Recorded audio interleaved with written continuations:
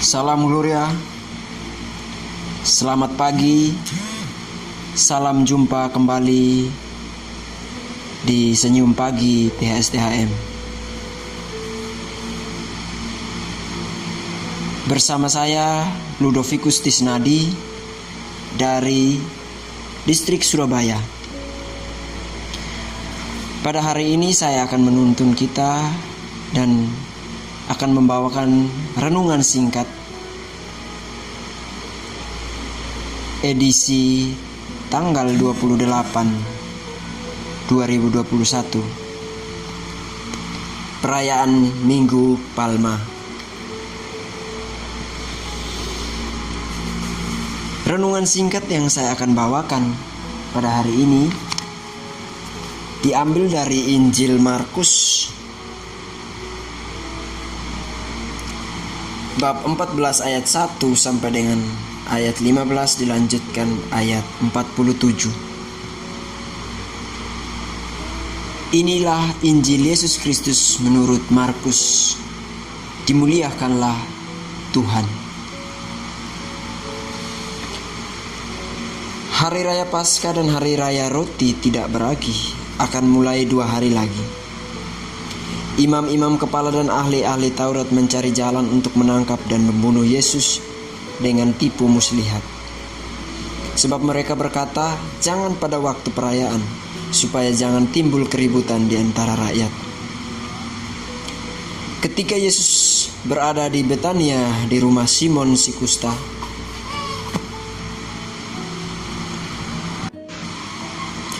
dan sedang duduk makan, datanglah seorang perempuan membawa suatu buli-buli pualam berisi minyak narwastu murni yang mahal harganya. Setelah dipecahkannya leher buli-buli itu, dicurahkannya minyak itu ke atas kepala Yesus. Ada orang yang menjadi gusar dan berkata seorang kepada yang lain, untuk apa pemborosan minyak narwastu ini? Sebab minyak ini dapat dijual 300 dinar lebih, dan uangnya dapat diberikan kepada orang-orang miskin. Lalu mereka memarahi perempuan itu. Tetapi Yesus berkata, biarkanlah dia. Mengapa kamu menyusahkan dia? Ia telah melakukan suatu perbuatan yang baik kepadaku. Karena orang-orang miskin selalu ada padamu, dan kamu dapat menolong mereka bila mana kamu menghendakinya. Tetapi aku tidak akan selalu bersama-sama kamu. Ia telah melakukan apa yang dapat dilakukannya. Tubuhku telah diminyakinya sebagai persiapan untuk penguburanku. Aku berkata kepadamu, sesungguhnya di mana saja Injil diberitakan di seluruh dunia, apa yang dilakukannya ini akan disebut juga untuk mengingat dia. Lalu pergilah Yudas Iskariot, salah seorang dari ke-12 murid itu, kepada imam-imam kepala dengan maksud untuk menyerahkan Yesus kepada mereka. Mereka sangat gembira waktu mendengarnya dan mereka berjanji akan memberikan uang kepadanya. Kemudian ia mencari kesempatan yang baik untuk menyerahkan Yesus. Pada hari pertama dari Hari Raya Roti Tidak Beragi, pada waktu orang menyembelih domba Paskah, murid-murid Yesus berkata kepadanya, ke tempat mana engkau kehendaki kami pergi untuk mempersiapkan perjamuan Paskah bagimu?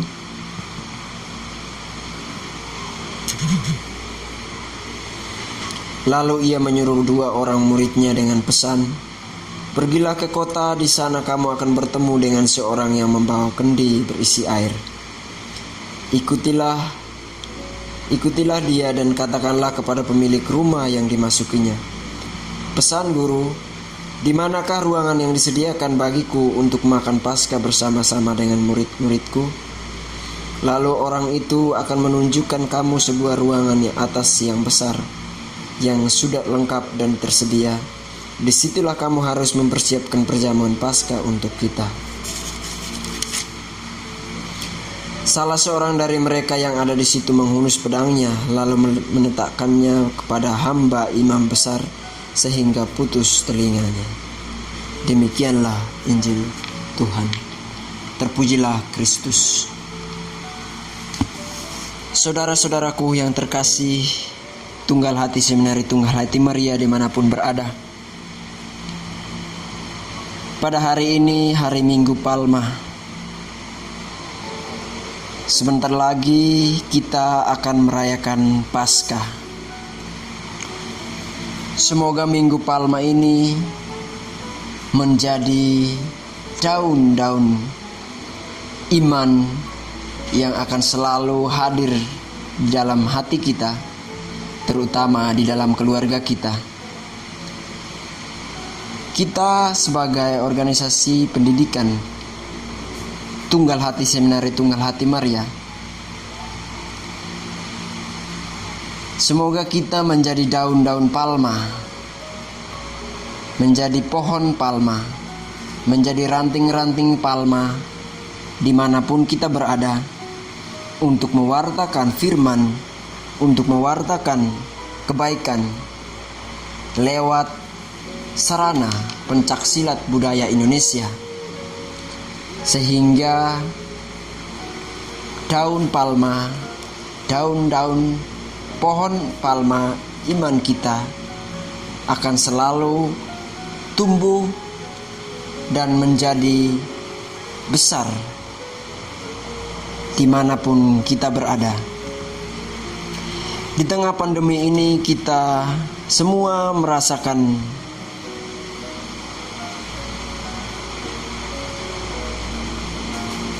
keinginan, kerinduan akan kebersamaan, canda tawa bersama.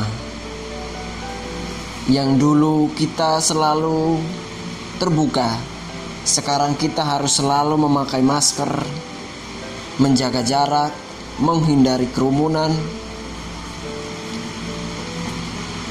Tetapi itu semua tidak menjadi halangan, tidak menjadi suatu tembok pemisah bagi kita untuk selalu mewartakan Injil Kristus kepada seluruh sesama kita yang berada di dekat kita, saudara-saudaraku. Kami dari distrik Surabaya menyapa saudara-saudara semua pada pagi hari ini. Semoga semua selalu dalam keadaan sehat. Salam buat semua keluarga. Semoga semua tenang, damai, gembira dalam merayakan Minggu Palma tahun ini. Saudara-saudaraku semua,